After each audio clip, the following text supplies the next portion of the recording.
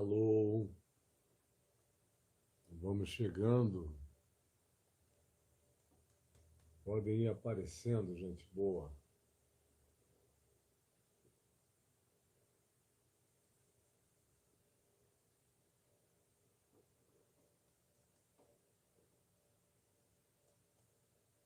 E aí, tudo bem?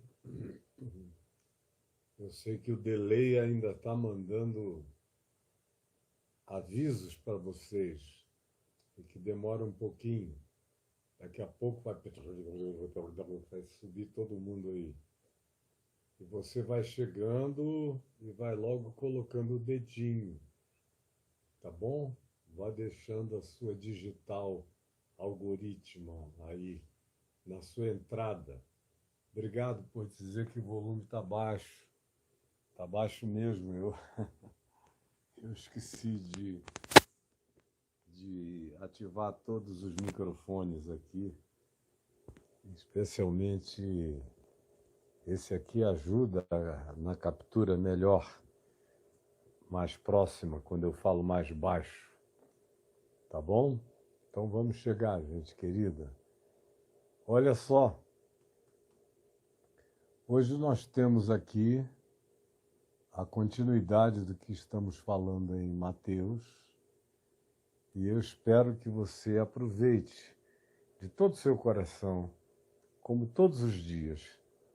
Tem gente apressada que prefere chegar e entrar, entrar num bonde andando, que já andou milhas e milhas e milhas, que ficaram para trás e você não viu. Aí você entra já num pedaço da viagem e começa a fazer perguntas de um monte de coisas que já foram vistas. Mas você entra e quer que o mundo fique zerado, resetado, recomece para você só porque você chegou agora. Não faça assim não, porque você distrai os outros. E não fique usando o chat para fazer perguntas que não tem nada a ver com o que eu venho tratando aqui, porque eu não vou responder, não vou. E nós vamos voltar a ter perguntas e respostas aqui, mas não por enquanto. Por enquanto eu tomei a decisão de iniciar esse ano ensinando Mateus para quem quiser aprender o Evangelho de verdade. Eu não estou preocupado com multidões. Se eu quisesse multidões, todo dia eu chegaria aqui com um tema avulso, que mexesse bem nas ternuras ou carências ou necessidades, ou verificasse as perguntas mais perguntadas no Google e fosse respondendo coisa por coisa. Mas eu já fiz isso tantos anos.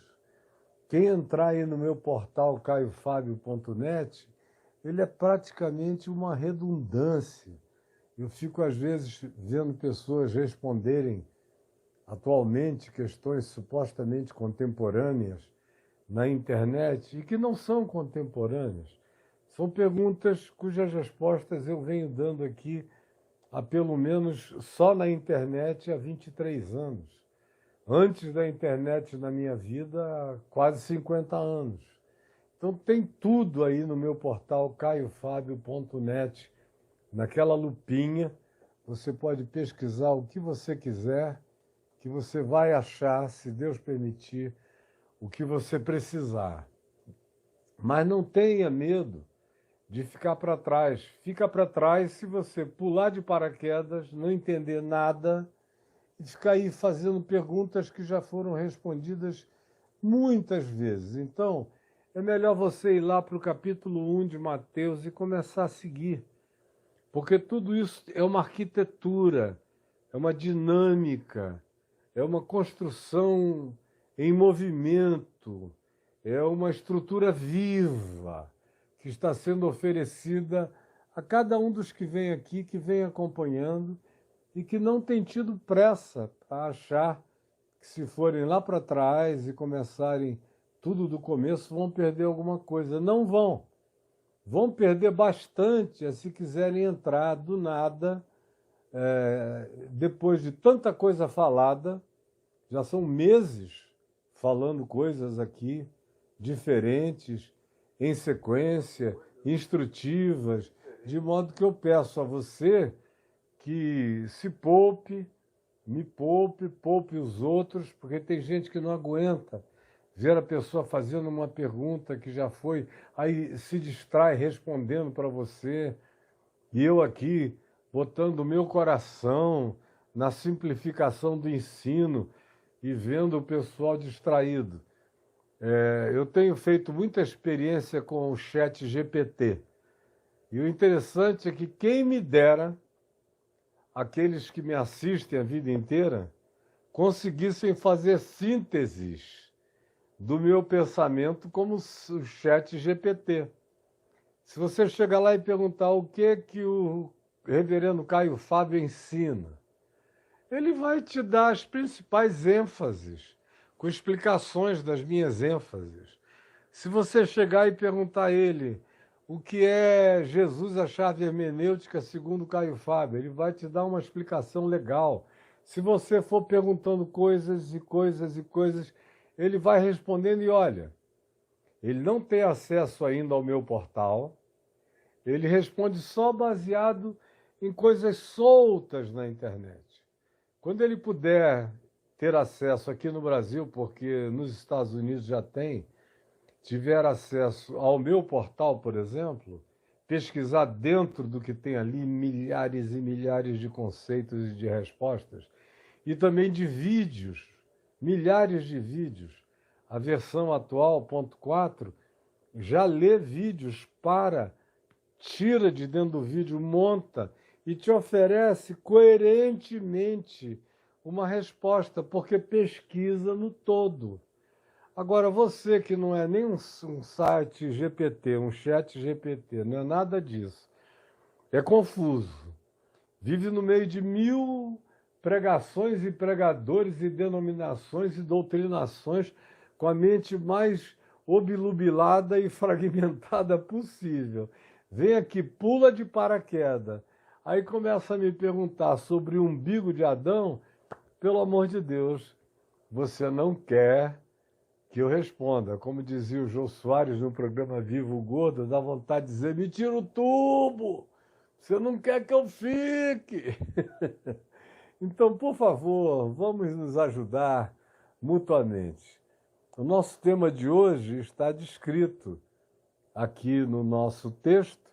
Aliás, a única coisa que eu esqueci de escrever, eu vou ter que escrever depois.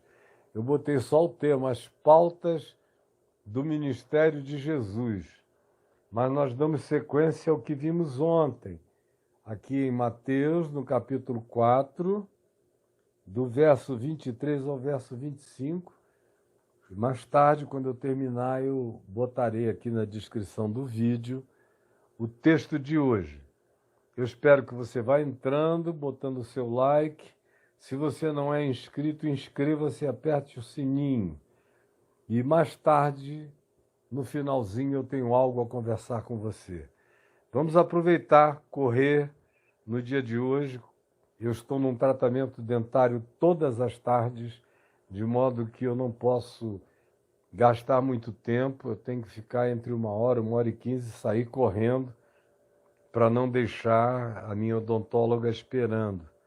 Então, estamos aqui em Mateus, capítulo 4, verso 23 ao 25, que diz o seguinte, percorria, que é essa palavra que designa um processo de atravessamento.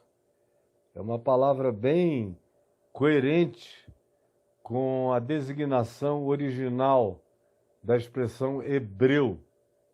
Hebreu era o andante, era o percorrente, era o atravessante, era o indivíduo que estava sempre a caminho. Isso designava o espírito do hebreu. Hebreu era um peregrino. Abraão é que é o grande hebreu, porque ele vai acampando de lugar em lugar sobre aquela terra que no coração dele lhe tinha sido dada como uma promessa espiritual e divina. Então ele percorreu toda a terra, que depois veio a ser território de Israel, como um hebreu. E quando Israel é colocado em movimento, como quando eles saem do Egito, onde ficaram 430 anos em cativeiro, atravessam o Mar Vermelho e peregrinam 40 anos no deserto, eles são o povo Apuru, o povo hebreu, que vem dessa raiz de os que cruzam, os que vão adiante, os que procedem. E Jesus vive os 3 anos e meio do ministério dele tipicamente como um hebreu. E aqui a primeira vez que esse termo aparece, como percorria, designando essa peregrinação, você vai observar que o lugar onde esse espírito de atravessamento, de cruzar fronteiras, de não ficar parado no mesmo lugar, de estar em movimento, de estar em processamento, não é algo vinculado apenas à geografia, ao chão, ao espaço e ao tempo. Não. Você vê, por exemplo, Paulo, em Romanos 12, fazendo uma convocação hebreia para os discípulos de Jesus. Quando ele diz para oferecer o corpo como sacrifício vivo, santo e agradável a Deus, que é o nosso culto mais lógico, mais racional, é a única coisa que pode fazer sentido quando você diz, eu sou discípulo, eu sigo Jesus, eu amo o Evangelho. Se é verdade, isso não será provado através de decorações doutrinárias, nem de formulações sistemáticas, nem de adesões dogmáticas. Tudo isso é bobagem humana, religiosa, para dar pedigree ou para marcar o gado denominacional com a marca doutrinal.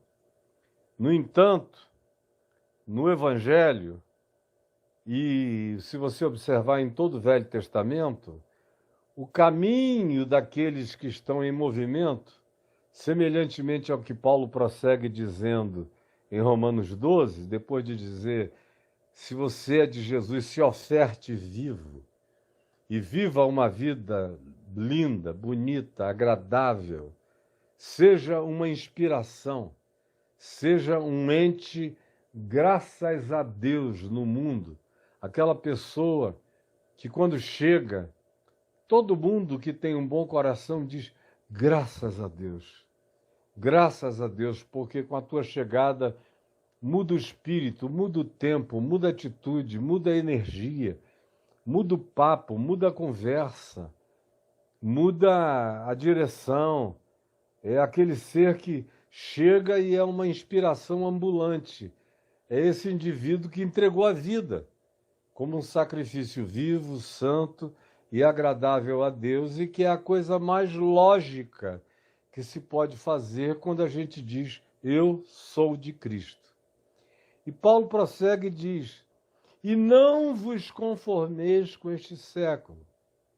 É um chamado a não paralisia, a não ficar estático, a não brincar de estátua. Não, eu agora sou dessa denominação e aqui é assim que a gente faz. Aqui é assim que a gente fala. Aqui esses são os nossos jargões. Estátua, aí está morto, virou estátua. No Evangelho, o desafio de Jesus é, vem e siga-me.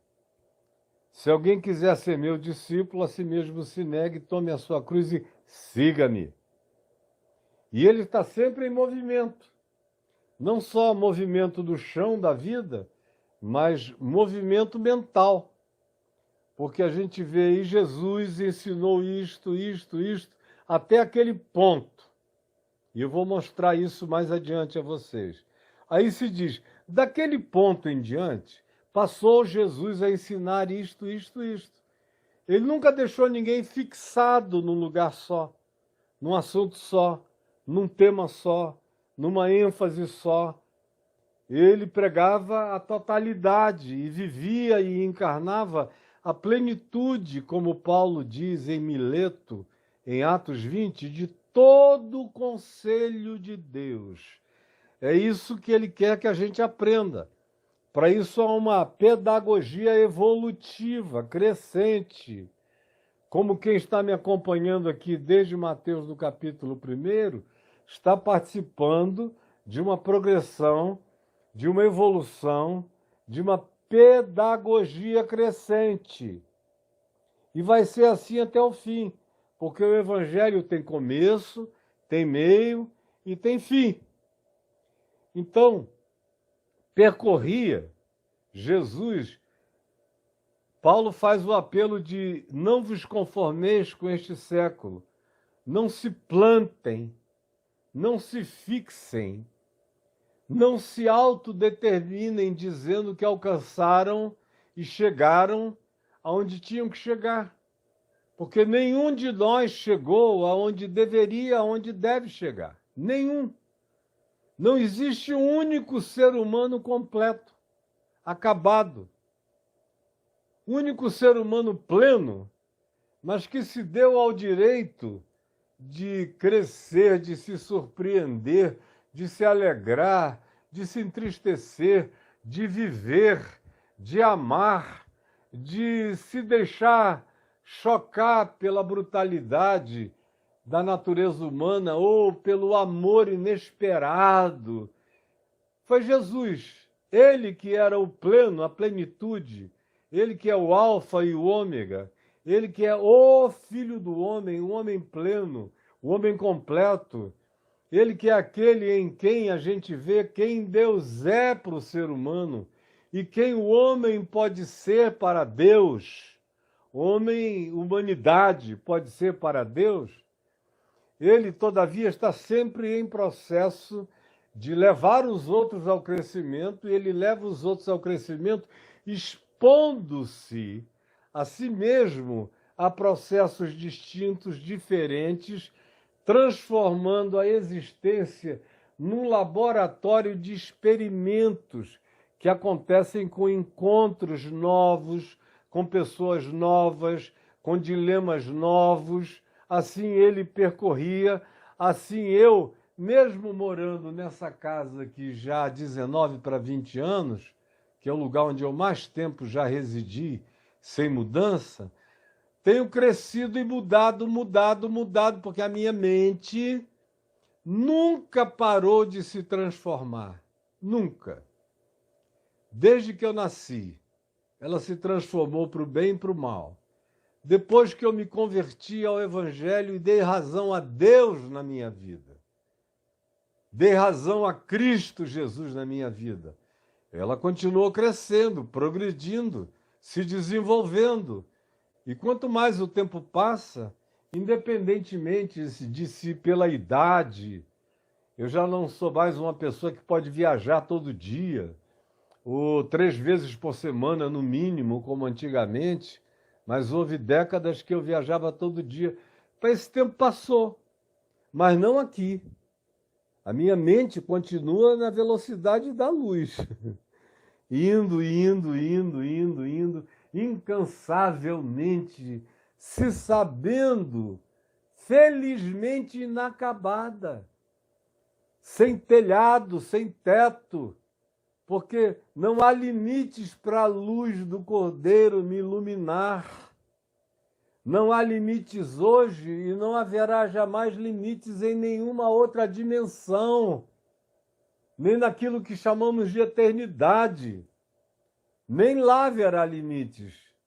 Eu crescerei para sempre. Eu mergulharei na plenitude de Cristo, que é a plenitude de Deus.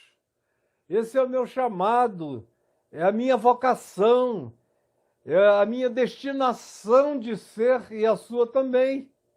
Não é algo que se particularize apenas para alguns. Então, a mente em estado de renovação, acontece mesmo que você estivesse condicionado por uma prisão e grades. Mas se você quisesse continuar crescendo, a sua liberdade para o desenvolvimento mental, espiritual, psíquico, em todos os níveis é ilimitada. Porque essa é a nossa vocação. E Jesus sinaliza com esse espírito hebreu, que vai ser muito mais recorrente na leitura do Evangelho de Marcos, aonde a gente vê toda hora dizendo que Jesus saiu do lugar tal, atravessou para o lugar tal, cruzou o Jordão, cruzou para regiões da Ciro-Fenícia, cruzou o Mar da Galileia. São todas expressões de movimento, são expressões transicionais de quem vai ao alcance de, que vai em procura de, que vai ao alcance de coisas, percorria, é um atravessar limites. Esse é o significado do percorrer.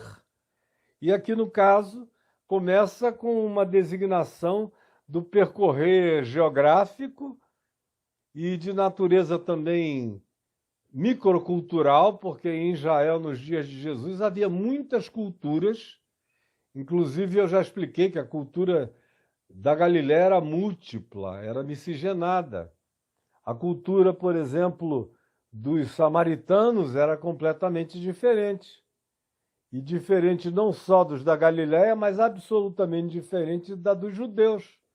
Assim como a dos judeus de Jerusalém era completamente diferente da cultura da maioria do povo na Galiléia, que também era território de Israel. De modo que até naquele ambiente de Jesus, esse cruzar implica o tempo todo em se expor ao novo, em aprender novas pessoas, novos relacionamentos, novas percepções, novos conhecimentos, novos dados relacionais, que é o que deve acontecer com gente sadia, madura, com pessoas que não se limitaram, que não acharam que se formaram em nada. Ai dos formados, porque deles é a mediocridade.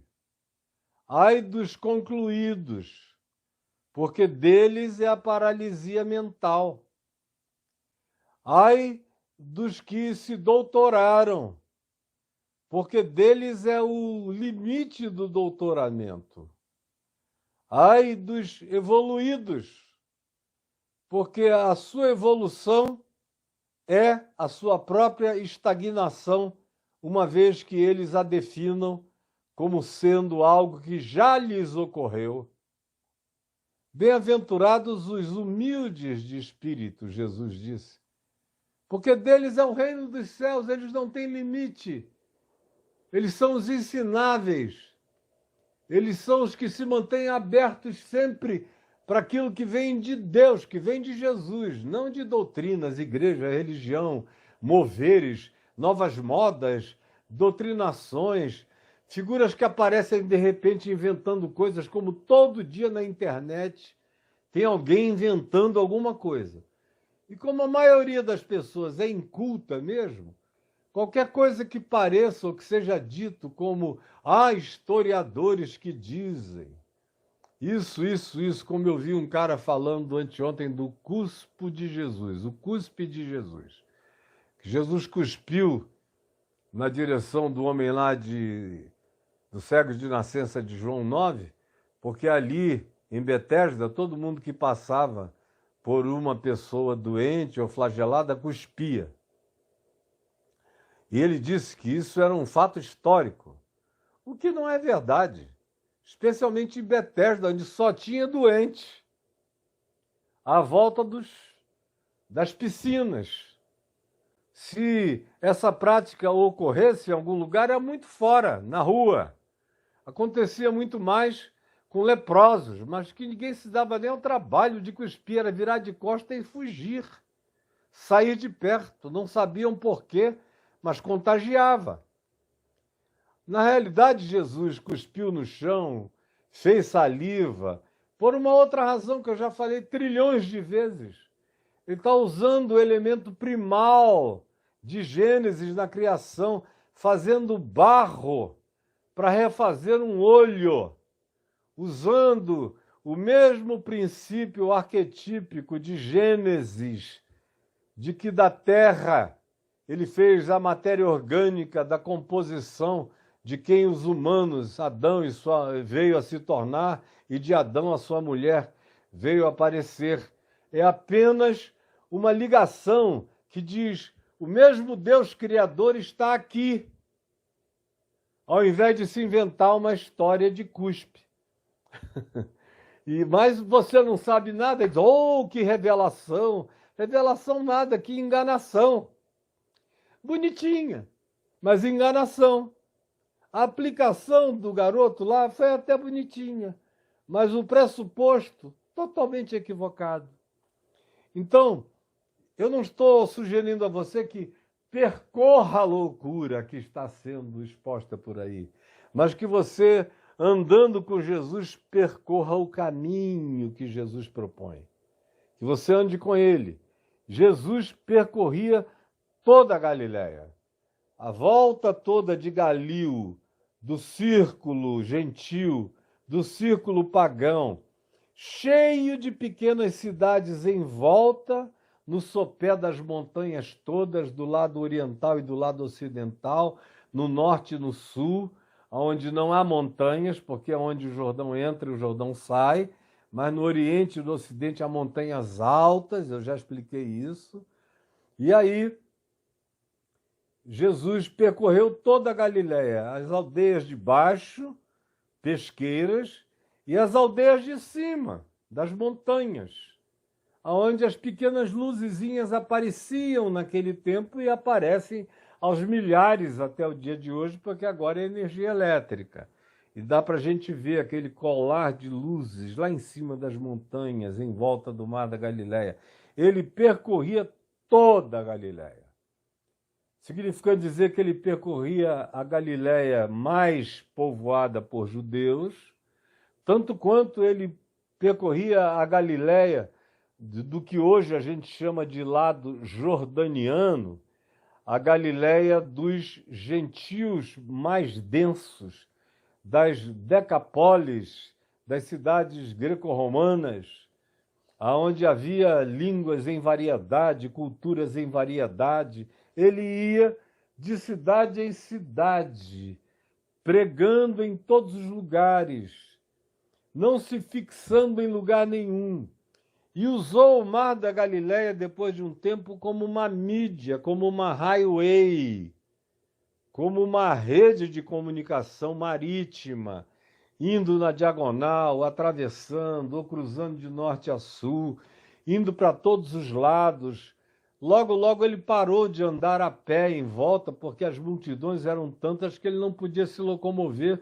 O barco passou a ser a única mídia possível para fazer essas viagens e falar de cidade em cidade, de grupo em grupo. Agora aqui, nesse iniciozinho, ele ainda está percorrendo a pé. Vai chegar uma hora que o Evangelho de Marcos vai nos dizer que ele não podia mais se locomover.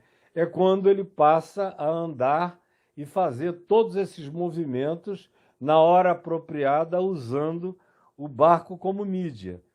Percorria Jesus toda a Galileia, sem acepção de pessoas, nem de culturas, nem de grupos. E o que ele fazia nesse percorrimento de toda essa variedade humana e cultural da Galileia? Ele ia ensinando nas sinagogas. As sinagogas estavam presentes, especialmente no lado que hoje nós chamamos o lado judeu. É onde está Tiberíades, onde está Magdala, onde está Cafarnaum, onde está Betsaida, onde está Corazim, onde mais ao norte estará Cesaré de Filipe. E eram esses os lugares com maior incidência de sinagogas. Do outro lado do Mar da Galileia, a população era mais pagã, mais gentílica, portanto, menos sinagogas. Aonde tinha sinagoga, Jesus entrava primeiro na sinagoga porque já tinha um povo reunido, supostamente com predisposição. Note bem, supostamente com predisposição para ouvir e para entender alguma coisa. Então ele vai aonde existe, em primeiro lugar, essa suposta predisposição.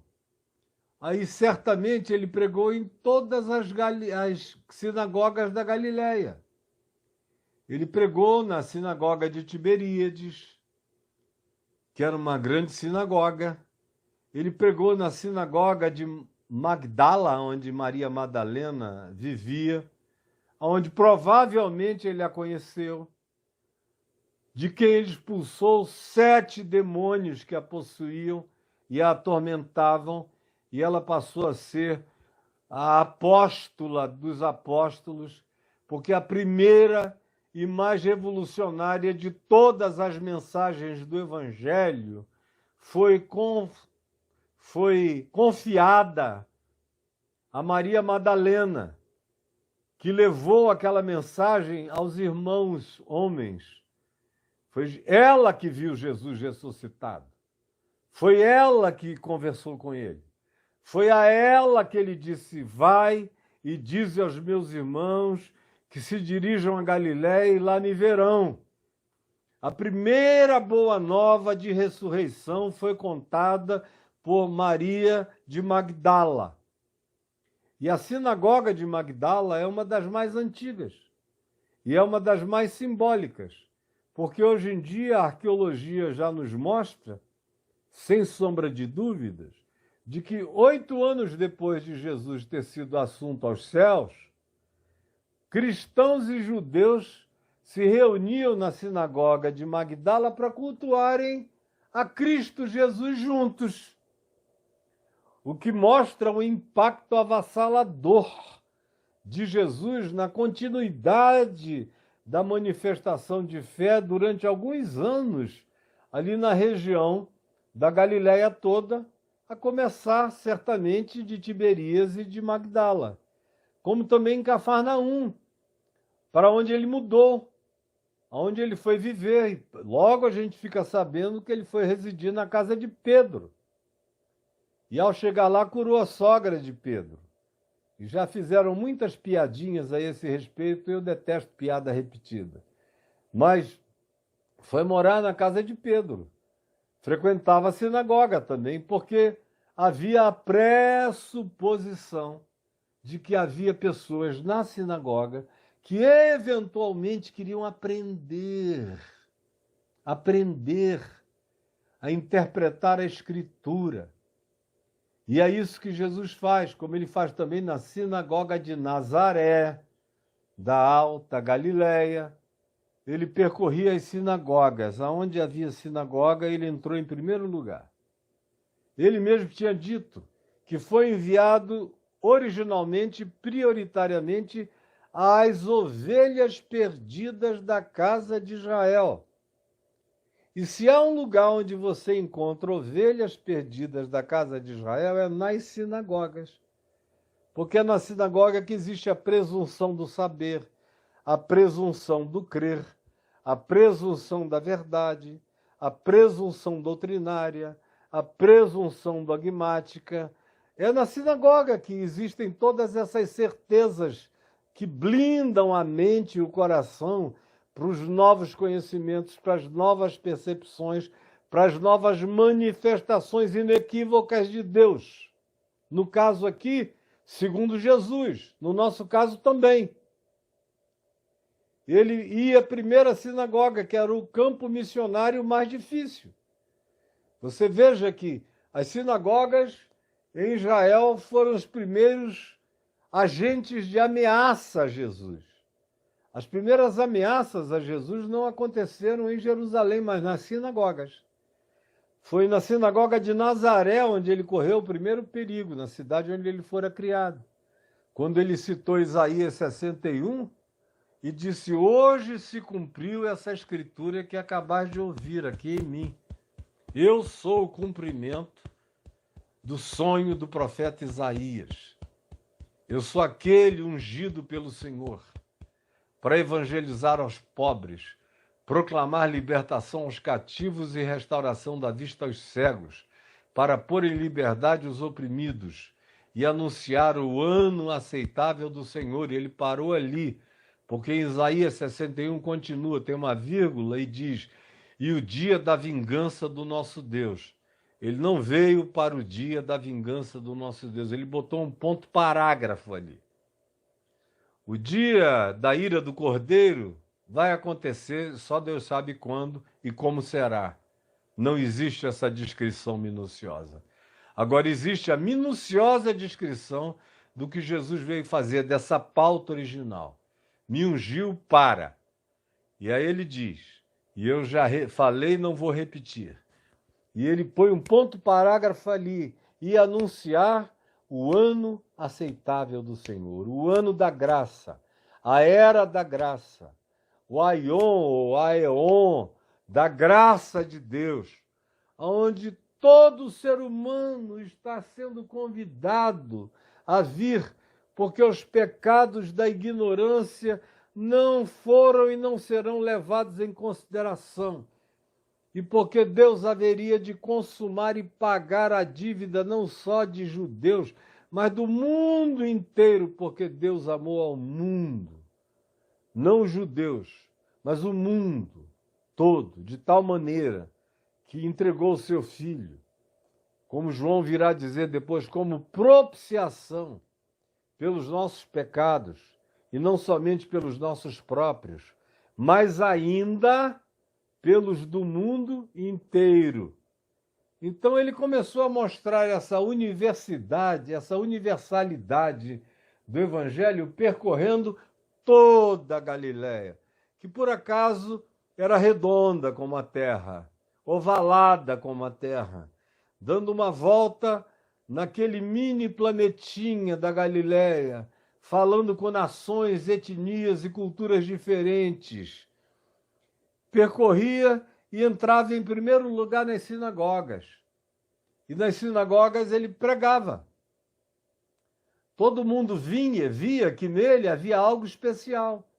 Ele já vinha acompanhado de pessoas que tinham acabado de ser curadas, de serem ajudadas, ou que estavam impressionadas com o que tinham ouvido dele, de modo que era chegar na sinagoga e o rabino-chefe, ou o chefe da sinagoga, quando não havia um rabino, a não ser um itinerante que passasse por lá, davam-lhe logo a palavra. Tu queres ler e comentar? E ele ensinava a palavra. E aí ele esperava a reação. Houve reações pavorosas, imediatas, como na sua cidade natal, em Nazaré, que o levaram para a beira da montanha da precipitação, uma montanha íngreme, só de pedras, terrível, e mata qualquer um que cai ali de cima, altíssima. E ele, olhando para eles, atravessou no meio da multidão, sem dizer uma palavra, e foi embora. E ficou admirado da incredulidade desses que com ele tinham familiaridade, mas que também sofriam dessa crosta religiosa impeditiva da percepção de que ele veio originalmente para os que eram seus, mas os seus não receberam. Percorria Jesus ensinando nas sinagogas. É por isso que quando as pessoas me perguntam se devem sair da sinagoga, e a sinagoga hoje em dia, para nós, é aquilo que a gente chama de igreja, é exatamente a mesma coisa. A sinagoga era uma congregação de pessoas que diziam que tinham a mesma fé. Assim como a palavra igreja, o eclésia, o eclesia, é uma palavra que designava no mundo greco-romano qualquer tipo de congregação, qualquer convocação para o pessoal sair de casa e se ajuntar num lugar comum e ouvir uma informação comum era uma igreja, era uma assembleia eclésia. Podia ser o governador, o procônsul, um chamado do prefeito, ou do imperador, ou do rei, de quem quer que fosse. Era uma congregação. Não tem nada mágico nessa expressão. Não veio do céu. Ela nasceu da filologia do desenvolvimento do palavreado humano. Então ele entrava na igreja. O equivalente à sinagoga aqui dos evangelhos são as igrejas de hoje, que se tornaram o maior e mais difícil campo missionário na face da terra.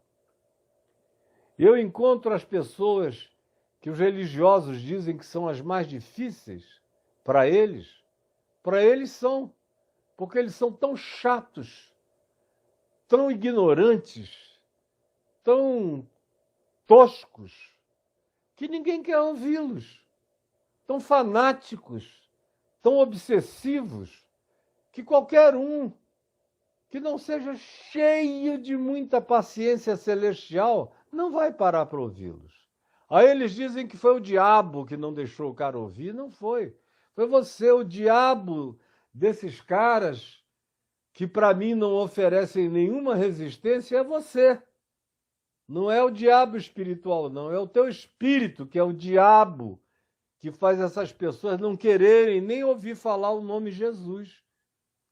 Porque está todo corrompido. É um nome que não significa mais nada. É um neon. É uma placa. Não passa disso. É um apelido que serve para qualquer coisa. A sinagoga, portanto, dos dias de Jesus tem o seu equivalente na igreja, que é a sinagoga contemporânea da gente. Aí as pessoas me perguntam, eu devo sair da minha sinagoga? Eu digo não. No dia que a sinagoga sair com você, saia. Mas não procure sair. Fique lá vivendo o evangelho, sendo um testemunho do evangelho, a menos que se torne insuportável. Porque tem gente que chega num ponto de insuportabilidade, é tanta blasfêmia, tanta loucura, tanta maluquice, tanta doideira, tanta insanidade, tanta perversidade, tanto anticristismo, tanto anti-evangelho, que o cara diz, não, se eu continuar aqui eu sou cúmplice, eu não aguento mais. E alguns não suportando saem. Mas enquanto não chegar nesse ponto, fique e testemunhe o evangelho da graça de Deus, faça como Jesus, vá e pregue. Isaías 61, o Espírito do Senhor Deus está sobre mim, pelo que me ungiu, para proclamar o evangelho aos pobres, para abrir os olhos aos cegos, para pôr em liberdade os oprimidos, para trazer libertação a todos os encarcerados, para abrir as cadeias e para anunciar esse ano, essa era, esse tempo, esse aeon da graça de Deus sobre todos os seres humanos. Era isso que ele fazia, e quando não o suportavam, ele saía e já não voltava mais. Mas com ele saíam muitos que diziam, não, isso é o que eu venho procurando a minha vida inteira. É isso que eu buscava aqui, e aqui eu nunca encontrei, provavelmente aqui eu nunca encontrarei.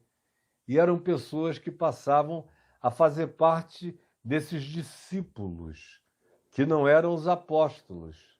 E também não eram as multidões. As multidões vinham por causa de curas, milagres, fama, por ouvir dizer, por curiosidade, como sempre as multidões vão como manadas de curiosos, ou tosquiados ou tocados por alguma impressão causada. O grupo denso é o dos apóstolos.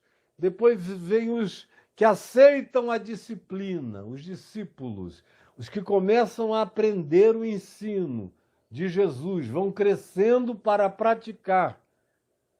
E aí, quando ele prega na sinagoga, e não é mais aceito da sinagoga, quando é este o caso, ele para de ir e muitos continuam com ele.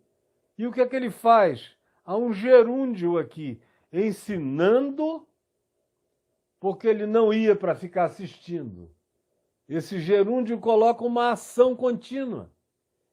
Quando ele ia à sinagoga, não era para ficar tentando aprender com o rabino. Ah, esse rabino. Quando ele ia à sinagoga, era para pregar, ensinando nas sinagogas. E o que é que ele ensinava? A Torá? Ele ensinava o que? A doutrina dos fariseus, a Mishnah? Ele ensinava o quê? Ele ensinava o que ele carregava. O que ele carregava estava para além de Moisés. Ele vai dizer mais à frente: ouvistes o que foi dito na Torá aos antigos, no passado. Eu, porém. Ele é o eu, porém, do passado. E ele ensina esse eu, porém, ensinando nas sinagogas e pregando o evangelho do reino. O que a maioria das pessoas não sabem o que é. Tem gente que faz uma confusão a vida inteira. Foi a maior luta da minha vida. Foi tentar fazer pessoas compreenderem o significado de reino de Deus e o significado de mundo. São provavelmente as duas palavras mais confusas, mais carregadas de turbilhão mental na compreensão da maioria dos cristãos. Mundo, porque a igreja não sabe distinguir mundo de mundo. Tem 3 categorias de mundo nos evangelhos e nas cartas apostólicas. Você tem o primeiro mundo, que é o mundo cosmos, que é a criação, que é o universo, que Deus criou e ama, e que precisa ser amado por mim, que sou discípulo do Criador, que o amo e o sigo como um filho amado. Eu amo toda a criação. Estou aqui para ser um mordomo carinhoso dessa criação e para cuidar da criação de Deus. Deus ama o cosmos. Segundo mundo que aparece é o mundo sociedade humana, que é como a gente lê em João 3,16. Deus amou a sociedade humana, o conjunto humano das nações, das etnias, das culturas, das dinâmicas variadas de todas as sociedades existentes no planeta. Como diz Malaquias no capítulo 2, que ele olha esse povo todo fora das fronteiras de Israel e recebe culto, diz lá em Malaquias, de todas as nações da terra, do norte, do sul, do oriente, no ocidente, onde ninguém nunca tinha ouvido falar no nome de Yahvé, nem de Javé, nem de Jeová, nem de Adonai, nem de El, nem de ninguém.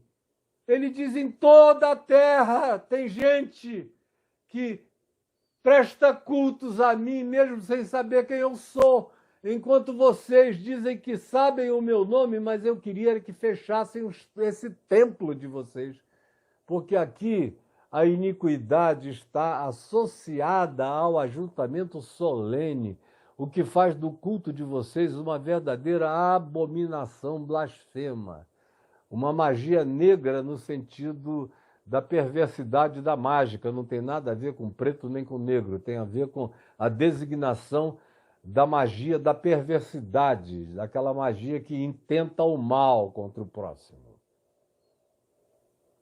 Então, o mundo tem uma terceira dimensão, que é o mundo sistema, é o mundo império, é o mundo dos reinos, é o mundo do dinheiro, é o mundo dos poderes, é o mundo das guerras, é o mundo das milícias, é o mundo das ambições, é o mundo das relações de troca.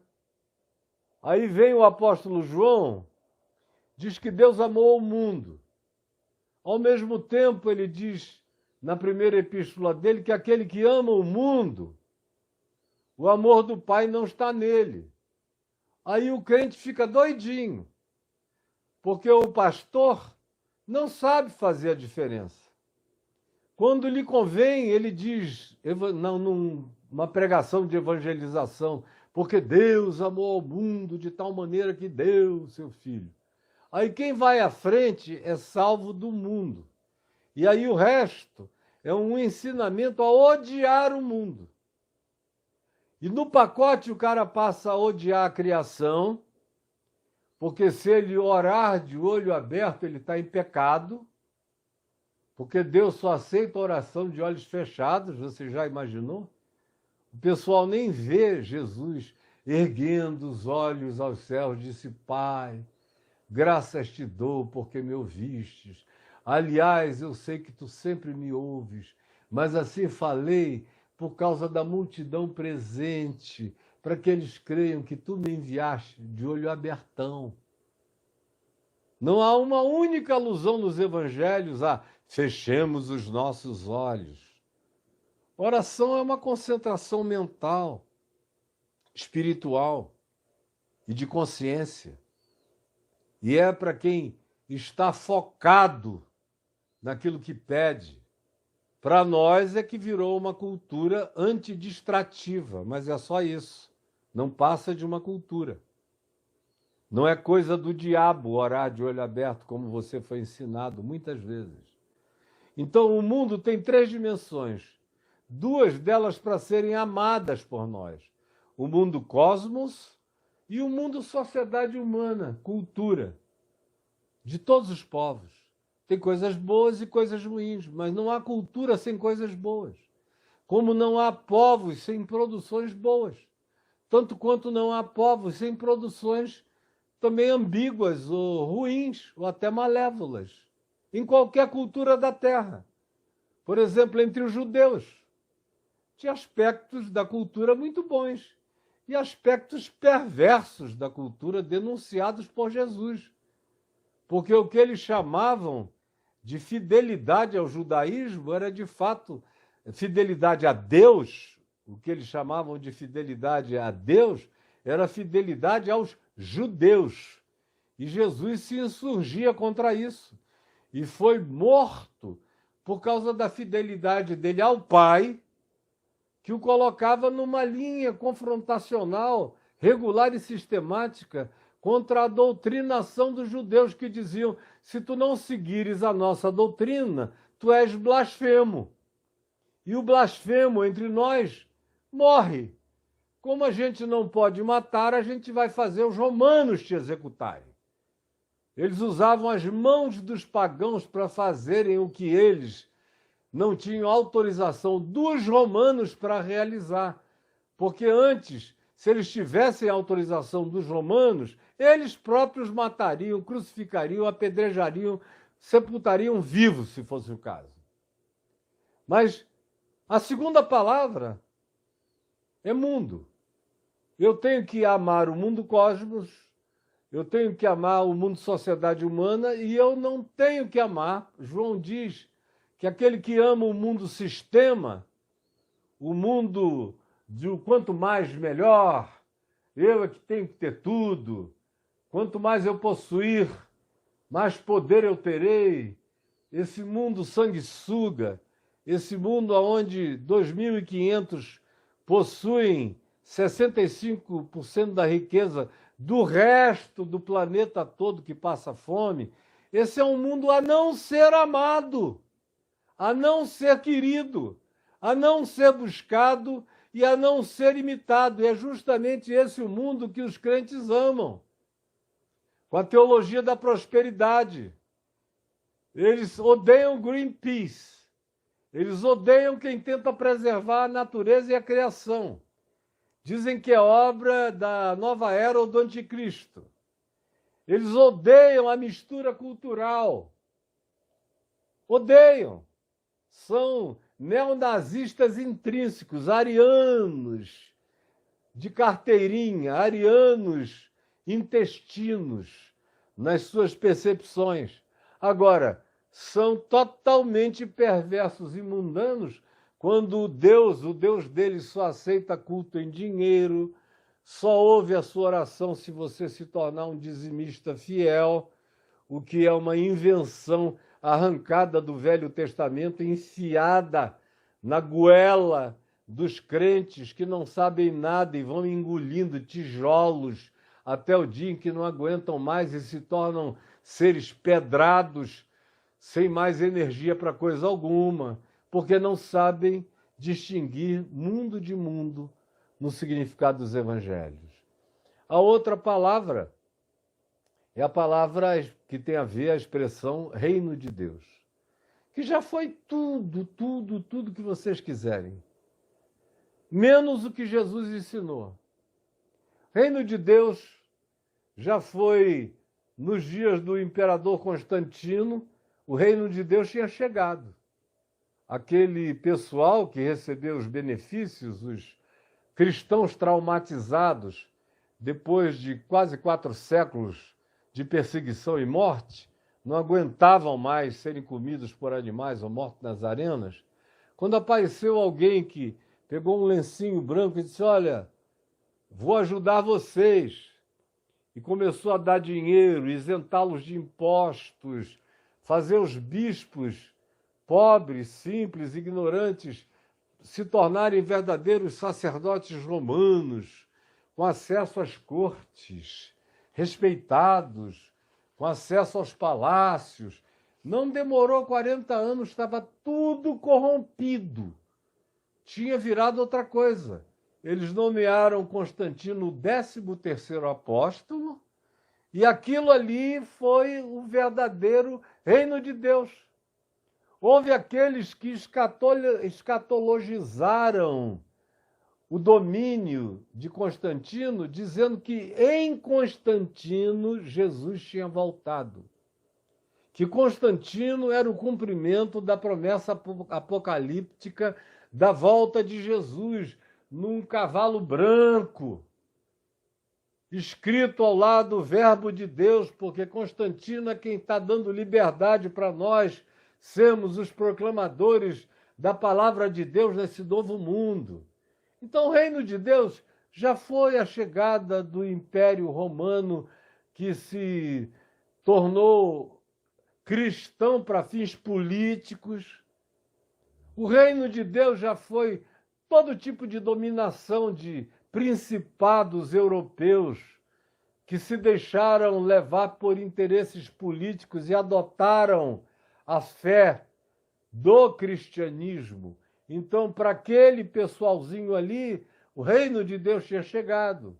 Como se você chegar para um bom protestante de carteirinha, ele vai dizer que nos dias de Calvino, o reino de Deus baixou lá em Genebra, desceu, e houve um período de reino de Deus onde até os juros bancários eram determinados por Calvino, onde não se fazia nada na cidade sem a anuência de Calvino, que era a expressão imediata, circunstancial e geracional do reino de Deus.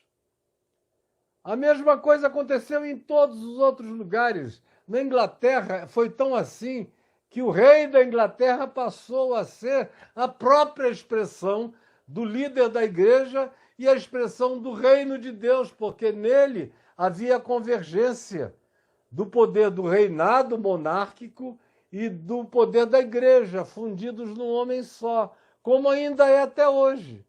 Vocês viram na coroação do Charles, como ele foi ungido cabeça da igreja da Inglaterra, tanto quanto foi coroado rei da Inglaterra, está presente lá. Como na fundação dos Estados Unidos. Foi exatamente a mesma coisa. Eles foram para lá com a doutrina do Destino Manifesto, onde eles seriam o novo Israel, porque ninguém cria mais que Israel iria voltar para a Palestina no século XVI, ninguém cria. Israel já tinha dado tudo que tinha que dar na cabeça dos cristãos.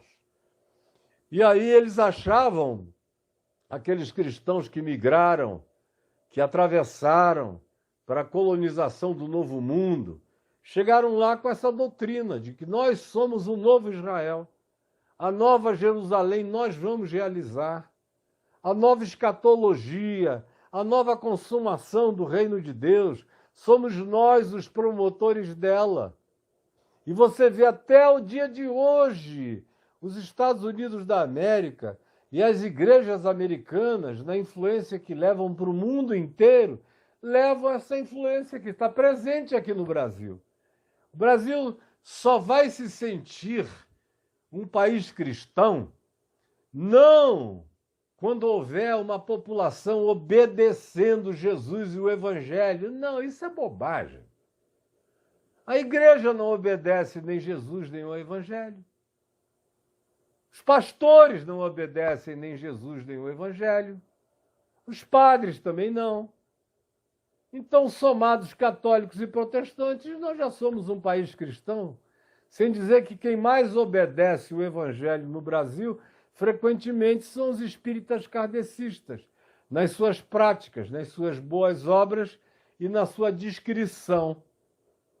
São mais parecidos com o que Jesus mandou a gente viver, amando a Deus no próximo, do que sejam os católicos ainda majoritários ou os evangélicos querendo se tornar majoritários. Agora, todo mundo quer poder. Reino de Deus para um evangélico hoje, vocês viram nos últimos 4 anos que eles sentiam que o reino de Deus tinha chegado. A grande declaração é: Deus mandou esse servo.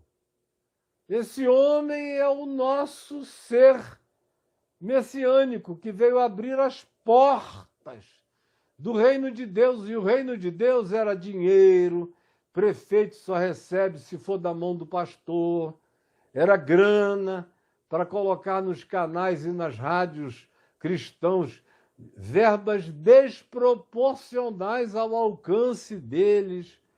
O reino de Deus era boicotar as mídias que têm verdadeiro alcance de audiência, mas os pastores ficavam felizes, dizendo o dinheiro que iria para a empresa tal de comunicação está vindo para nós, que coisa boa, é o reino de Deus sobre nós. É a tal da teologia do domínio, do reinar em glória com Cristo no mundo. Isso é para eles o reino de Deus. É essa dominação que Jesus disse: tal não seja assim entre vós. Jesus disse: entre vós não será como é entre os governadores, os príncipes, os reis e os imperadores. Não, isso é o mundo. Entre vós não será assim, ao contrário. O menor é o maior, o que serve é o proeminente. Aquele que dá a sua vida é quem está ranqueado invisivelmente aos olhos de Deus, de tal maneira que ninguém enxergue ninguém. Que quanto mais o serviço seja feito em amor, sincero, discreto, sem trombeteamento farisaico, sem ficar na esquina dizendo: ó Deus, obrigado, porque tu me deste a bênção de dar uma oferta enorme que salvou a nossa igreja. Tudo isso é obra de fariseu, de hipócrita, de mascarado, mas é isso que vocês chamam de reino de Deus. Reino de Deus está crescendo. Aí o que é? Compramos mais uma rádio. Reino de Deus está crescendo. O que é? Ganhamos mais um canal de televisão. O reino de Deus está crescendo. O que é? Fizemos um templo em Cuiabá para 80.000 pessoas. O reino de Deus está crescendo. O que é? A estatística demonstrou que tem mais evangélicos agora do que no censo anterior. O reino de Deus está crescendo. Por quê? Porque a nossa bancada de crentes aumentou. O reino de Deus tem todas as caras que você queira, menos aquela do Evangelho segundo Jesus. E aqui se diz que Jesus ia por toda a Galiléia ensinando nas sinagogas e pregando. Era algo que ele fazia continuamente. Era o grito de libertação que Paulo dá em Colossenses 1,13, quando diz: Ele nos libertou do império das trevas. Do império das trevas. Note bem a denúncia contra os romanos, subjacente, porém presente, porque o único império nos dias de Paulo era o romano. Do conhecimento dele, na visibilidade do mundo dele, era o Império Romano. Aí ele usa justamente essa palavra, essa designação de governo, de dominação multirreino, espalhada por todos os países onde os romanos alcançaram, e ele chama isso de Império das Trevas. E diz que ele nos libertou do Império das Trevas e nos transportou pela conversão, pela regeneração, pela metanoia, pelo arrependimento, pela nova consciência, pela mudança de caráter, de sentimento, de emoção, de conduta, de atitude crescente na direção do mandamento, do amor que se expressa no trato relacional para com a vida, segundo Jesus ensinava, ensinando o reino de Deus e, sobretudo, ensinando que o reino de Deus não vinha com visível aparência. O reino de Deus jamais seria Constantino, chegando no IV século, se os cristãos traumatizados de sofrimento não tivessem aberto mão da consciência do evangelho sobre o reino de Deus e abraçado o subterfúgio que destruiu o ocidente da terra até o dia de hoje, porque criou o cristianismo, que é uma perversão do evangelho e é o pior inimigo do evangelho simples de Jesus. Então, Jesus disse e dizia: o reino de Deus não vem com visível aparência. Não procurem aqui, ali, nem acolá. Se alguém disser, está no deserto, não vão atrás. Se alguém indicar uma montanha sagrada, santa, onde esteja o reino de Deus, é mentira. Porque o reino de Deus não vem com visível aparência. Só virá com visível aparência quando do céu se manifestar o Senhor Jesus com os anjos do seu poder. Quando vier o Filho do Homem. Aí o reino de Deus virá com visível aparência. Por enquanto, Jesus disse, afirmou, asseverou e garantiu que o reino de Deus não tem nenhuma visibilização. Eu me lembro quando o Robert Schuller construiu a Catedral de Cristal lá em Orange County, na Califórnia, e ele tinha a jactância de dizer que era a catedral mais bonita do mundo, que aquilo tinha sido erguida para a glória do reino de Deus. Aí aquilo não sobreviveu à vida dele. Ele ficou velho, não podia mais tocar, era ele que era só o charme do lugar.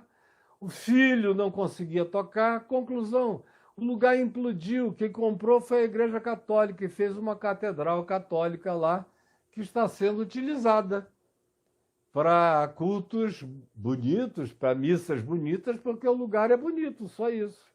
Mas o reino de Deus não vem com visível aparência.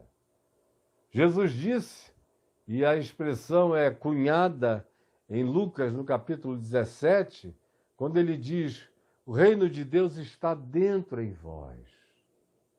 E ele ensina, portanto, aonde ele vai, as pessoas a abrirem o coração para a realeza do mandamento de Deus, do amor de Deus, da obediência ao mandamento de Deus, que não era uma decoreba da Torá, nem disso nem daquilo, era o aprendizado do ensino dele, que só vai crescer aos nossos sentidos à medida em que a gente prossiga em Mateus. O reino de Deus é a obediência ao mandamento de Deus.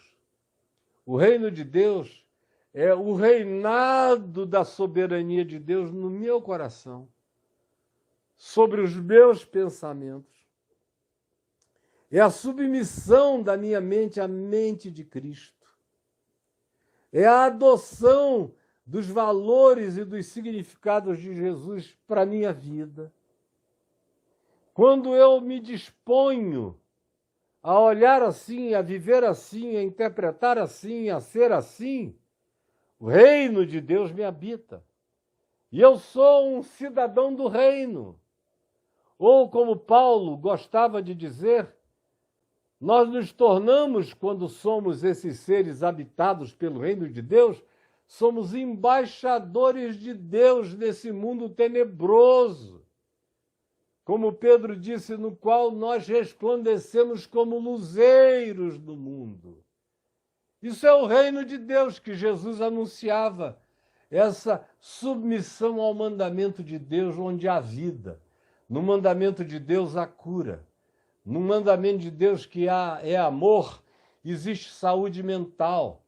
Existem todas as formas de atendimento para a necessidade humana, de melhoramento para a vida humana. Quando você entende, internaliza e deixa o reino se expandir dentro de você, como nós terminamos no dia de ontem falando de discipulado. É a mesma coisa. É deixar crescer em todas as dimensões, pregando o evangelho do reino de Deus e outra vez um gerúndio, e curando toda sorte de doenças e enfermidades entre o povo. Toda sorte, todo tipo, qualquer tipo. Aí eu me lembro que, quando eu entrei na internet, assim, de maneira mais próxima, porque antes eu só deixava que as minhas coisas fossem publicadas, mas eu mesmo não tinha muita paciência para a internet. Embora eu tenha tido a primeira revista na internet, um monte de coisas em primeiro lugar na internet do que qualquer outro grupo. Mas eu mesmo não ia muito lá, eu era mais de TV aberta, de coisas grandes e tudo mais. Mas quando eu comecei a ir, eu comecei a encontrar tanta idiotice, tanta loucura. E, por exemplo, a afirmação das pessoas de que não criam em Jesus porque nunca leram nos evangelhos que Jesus tivesse feito um indivíduo sem perna, ter a perna crescida. Se eles vissem algum milagre que chegasse dizendo, veio um homem perneta, que não tinha perna, do joelho para baixo, e Jesus impondo as mãos sobre ele, a perna dele cresceu. Se eu visse isso, eu creria em Jesus. E eu achava esses ateísmozinhos, que eram de evangélicos, que tinham ficado traumatizados na igreja, uma geração inteira disse que tinha ficado ateia de nada, eram uns ateia de alcateia, só isso. Então, e tanto é que acabaram numa rapidez, não aguentaram nem uns tapinhas. Pois bem, coisa idiota. Você vê Jesus tirar um cara podre da sepultura depois de 4 dias. Com as irmãs dizendo, não abre a pedra não, não tira daí não, porque vai ser uma catinga horrorosa. A gente já o colocou aí porque ele estava cheirando mal, ele está podre, Jesus. Aí Jesus manda tirar a pedra, deixa o fedor vir. É uma palavra que eu nem gosto muito de usar, eu acho ela uma palavra muito agressiva, fedor. Mas é o mau cheiro, o mau odor, a putrefação, sair lá de dentro. E aí ele diz, Lázaro, vem para fora. E o cérebro do cara estava em liquefação, o fígado do cara estava lá começando a se liquefazer, o pulmão já estava liquefeito, o sangue dele tinha virado salmoura. Tudo nele estava em estado de deterioração avançada, inchado, fétido ao extremo. A língua dele de um tamanho imenso. Aí Jesus só o chama pelo nome, amigo, Lázaro.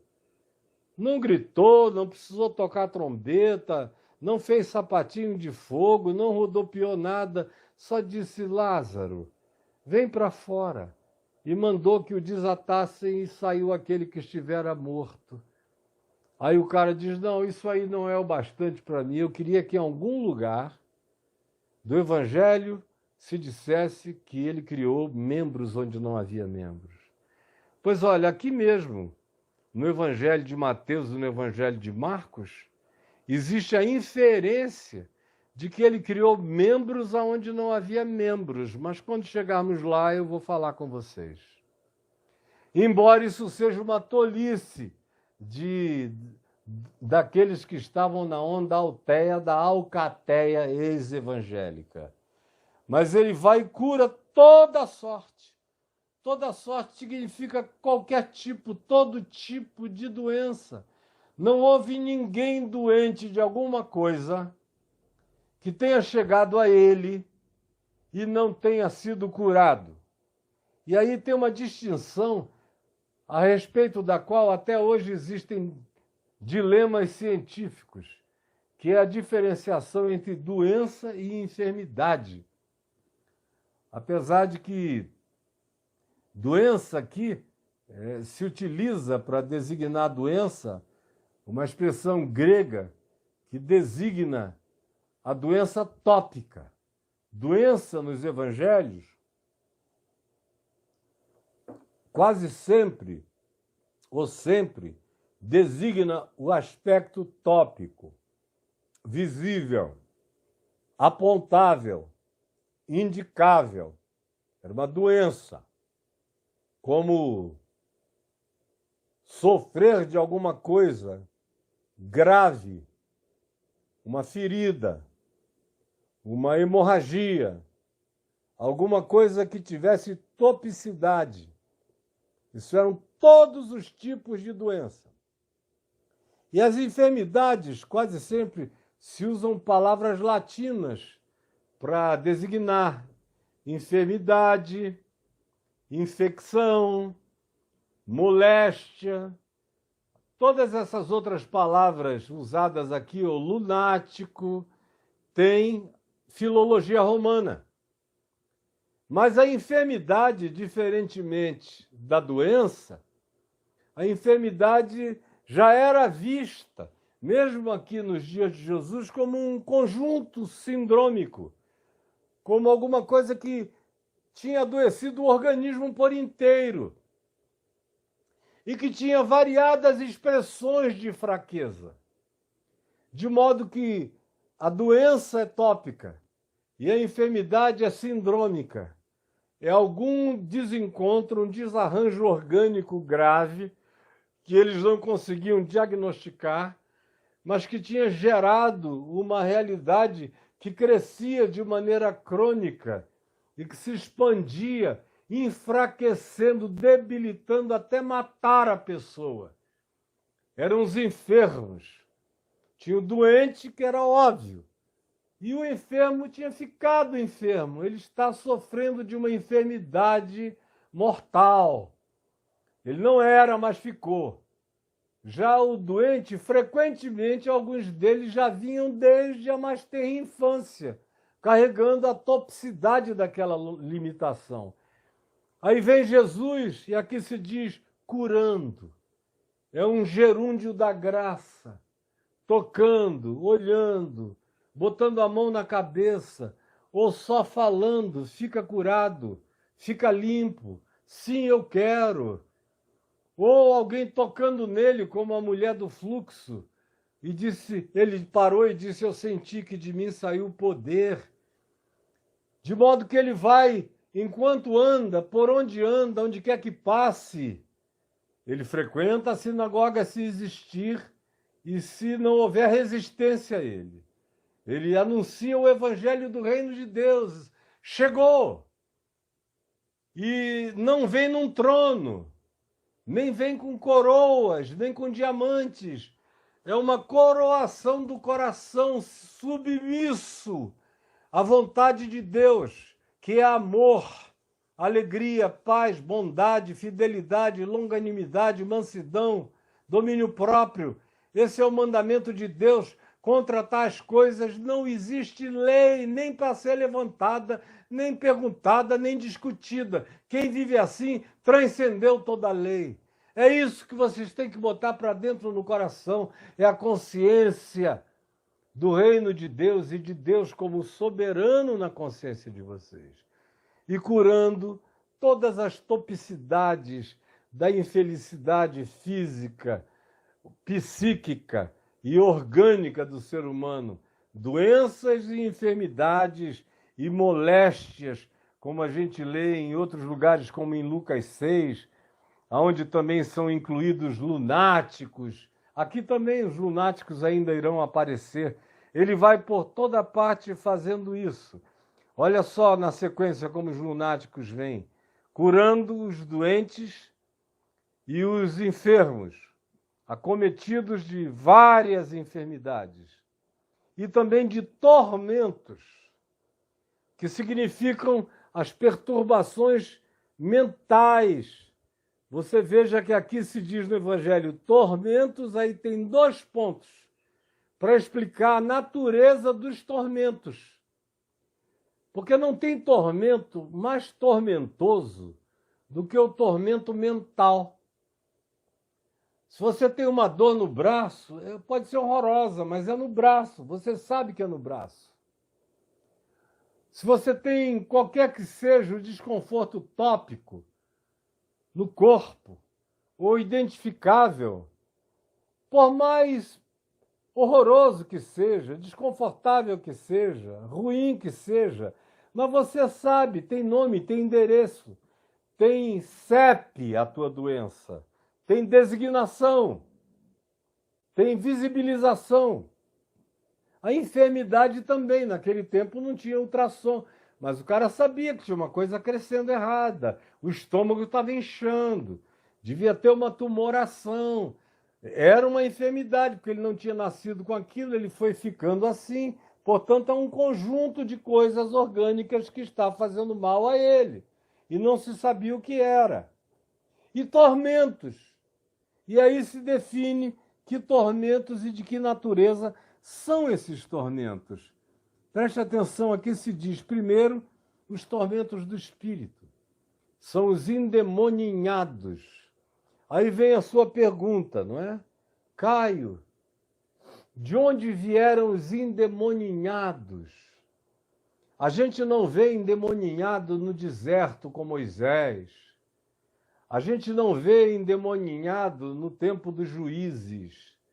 A gente não vê endemoninhado em outras ocorrências em Israel. A gente não vê João Batista expulsando o demônio de ninguém. A gente, nas ocorrências do templo, não ouve falar de endemoninhados, mas de outro tipo de doença, de moléstia, de enfermidade. Mas na Galileia, dos gentios, está lotado de possesso.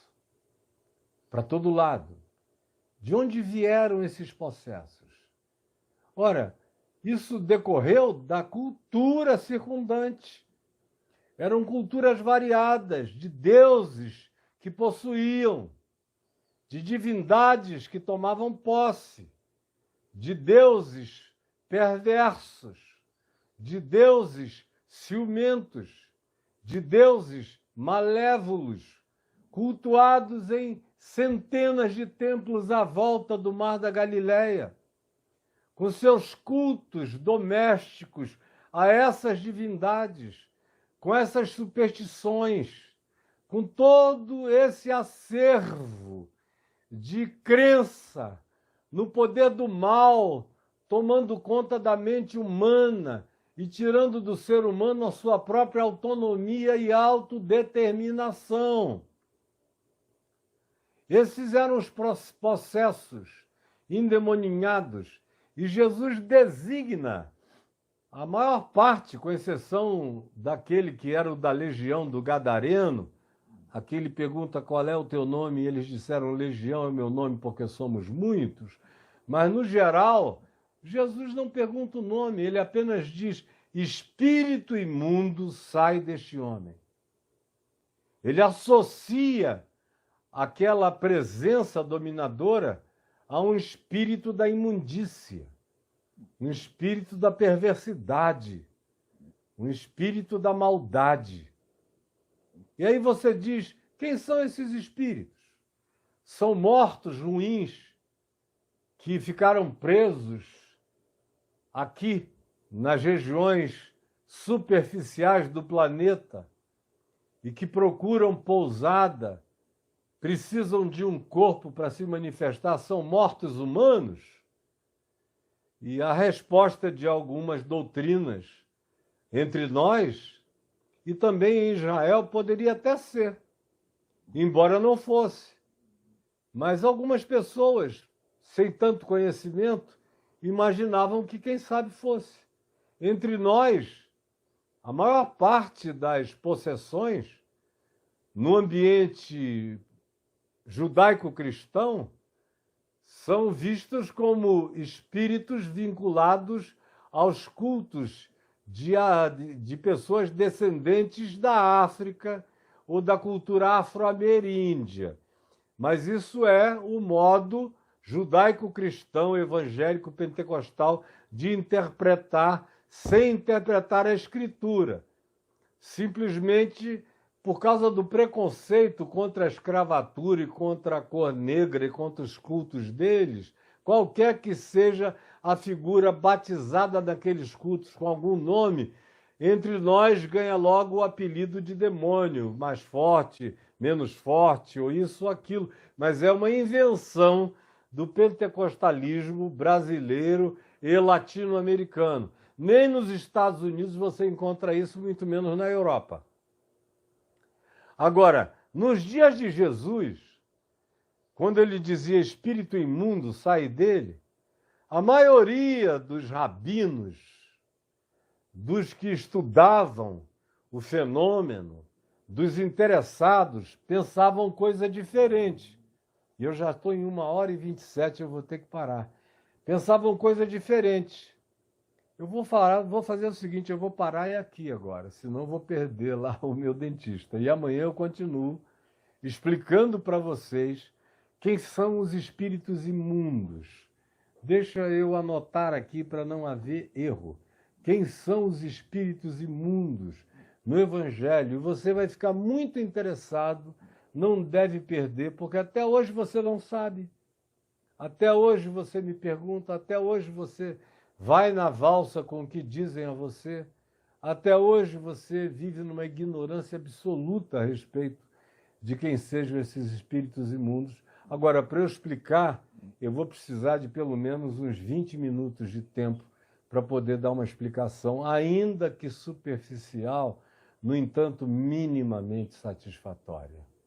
Senhor Jesus, eu peço que essa tentativa de ensinar, como tu fazias, ensinar os da sinagoga e ensinar os da praça, os da rua, os do caminho, os que chegam aqui por outras perspectivas, por outras motivações e intenções, mas o meu desejo é o teu, é ensinar o Evangelho aos religiosos empedrados, ensinar o reino de Deus àqueles que estão sob o juízo atormentador das diversas angústias dessa vida.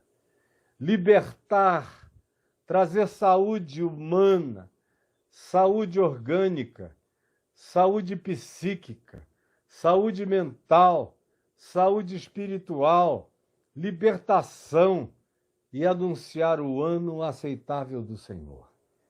Permite que o coração de muita gente queira aprender, queira deixar de ser manada marcada pelos ferrões do engano que pastoreiam esse povo para a morte, cegos guiando cegos. Pelo amor do teu nome, permite que aqueles que estão aprendendo queiram compartilhar isso com outros e tragam outros.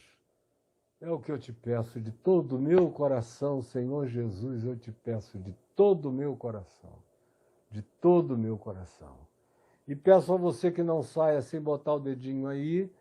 Peço a você que me assistiu até agora e não é ainda inscrito no canal, que se inscreva e aperte o sininho. Peço que você convide os seus amigos para virem amanhã e para fazerem esse curso. E peço que você olhe a descrição do vídeo, onde está dito em que plataformas eu estou, como é que você pode fazer para contribuir com o meu ministério e com a minha vida pessoal. Aí tem aí o caiofabio.net/links. Você clica e você cai numa página cheia de tudo que você precisa saber para fazer o que eu pessoalmente estou pedindo que você faça. Mas vá botando o dedinho aí, Deus te abençoe, vá na graça de Deus, chegue cedo amanhã, eu quero amanhã conseguir terminar esse texto, porque ele ainda tem muita coisa para a gente ir adiante, tá bom? Beijão, hein, gente? Que Deus os abençoe. Tchau.